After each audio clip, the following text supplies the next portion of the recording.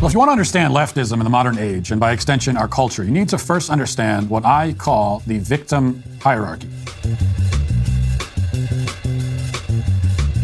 If you understand the victim hierarchy, you understand everything. And so you need to understand how it works. So we're going to run through it today, this kind of tutorial, which will tell you everything you need to know about leftism and about our culture by extension. Now, the victim hierarchy is a pyramid. You can also call it the victim pyramid, VH or VP, it's up to you. At the base of the pyramid, you have white men. That's the lowest ranking. They cannot be victimized by anyone, and yet they victimize everyone else. We have to understand that victimization flows up on the pyramid, so it's a little counterintuitive. The higher you are on the pyramid, the more victimized you are, and yet the more powerful you are.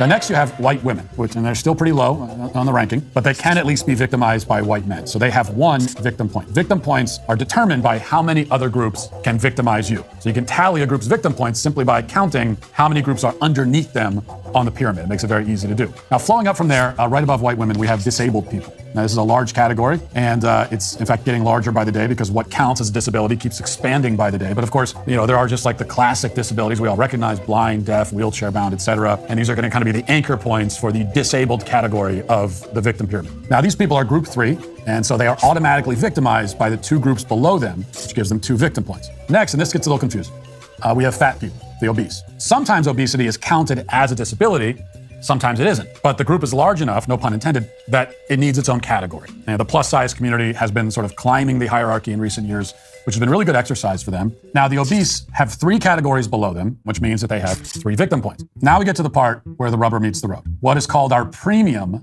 victim categories, PVC.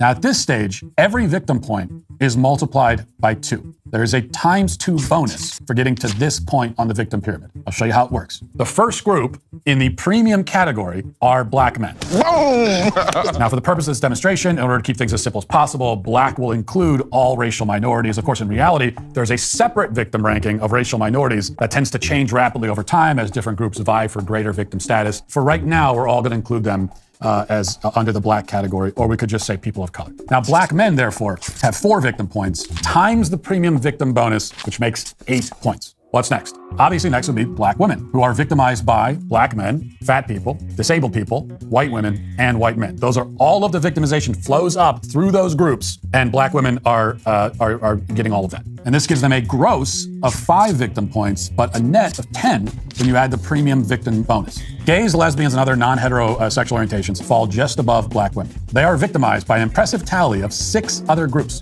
And then our premium victim bonus kicks in, and what do you get? You get 12 victim points, and that is where the LGB land on the pyramid. But of course, I have not mentioned the T. Oh, hey girl, get over here. Let's talk some shit. That's because the T sits at the top, the very top of the pyramid. Nobody can out-victim the T. The victims who are the victims of all other victims, they stand at the pinnacle of the victim hierarchy, which means that they are the most victimized, which means that they have the most victim points, and therefore the most power. And here we introduce what is called the Apex Victim Multiplier, AVM.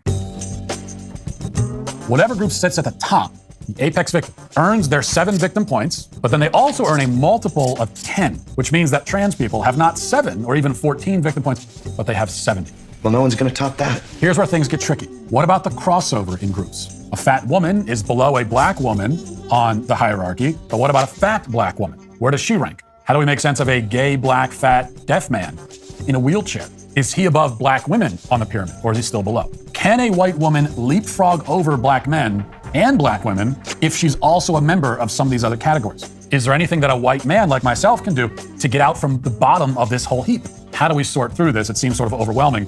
Well, don't worry, it's not as difficult as it seems at first. Following the intersectional victim calculus, IVC, all you have to do is add the total points of every group a person belongs to. So let's do the math. Let's say that a white woman, very low-ranking member of the victim hierarchy, is also disabled and fat and bisexual. Well, now she has her 1 victim point plus 2 for disabled, 3 for fat, and 12 for bisexual. Now she has 18 total victim points, which puts her comfortably above a normal, non-gay, non-fat, non-disabled black man or woman.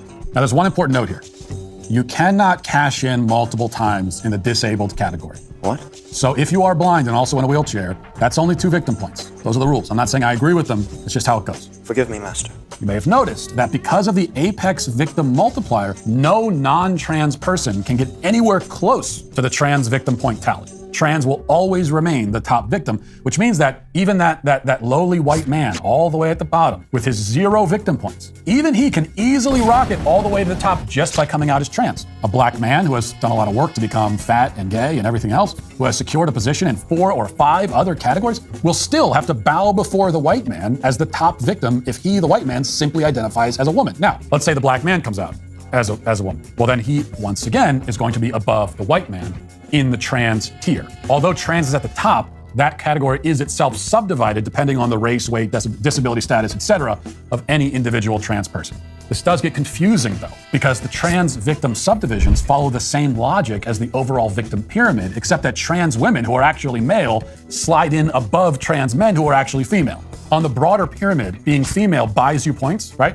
But once you make it into the top echelon, the trans tier, being female makes you male, which subtracts your points. So a black woman who comes out as trans will now be below a black man who comes out as trans, as the sexes have switched. What this means is that if you want to build the uber ultimate unbeatable victim, the emperor of the whole victim pyramid, you need to start with a black man. That's going to be the best canvas upon which you can paint the ultimate victim. With that building block, you can assemble a victim who is more victimized than any other victim. So if you are therefore a straight black man of average weight and physical capability, you may only have a few victim points, but if you dream big enough and put in the work, you could be the greatest victim of all.